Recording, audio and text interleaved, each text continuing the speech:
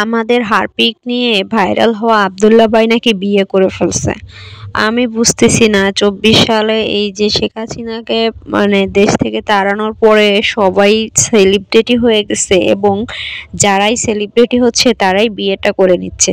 আসলে মূল বিষয় হচ্ছে যে এখন ভাইরাল হয়েছি তো এখন বিয়েটা করে নেই। ঠিক আছে, ভাইরালের সময় বিয়ে হইলে একটা সেলিব্রিটি একটা ভাব আসে, তাই না? তো যাই হোক, এই হারপিক নিয়ে ভাইরাল হওয়া আব্দুল্লাহকে তো মোটামুটি সবাই হয়তো বা চিনেন।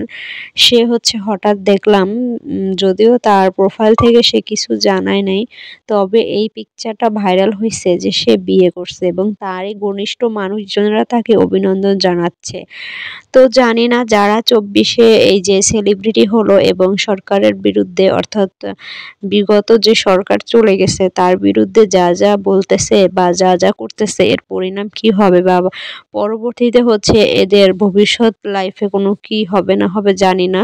তবে যেহেতু বিয়ে করেছে তো আব্দুল্লাহর জন্য শুভকামনা রইলো।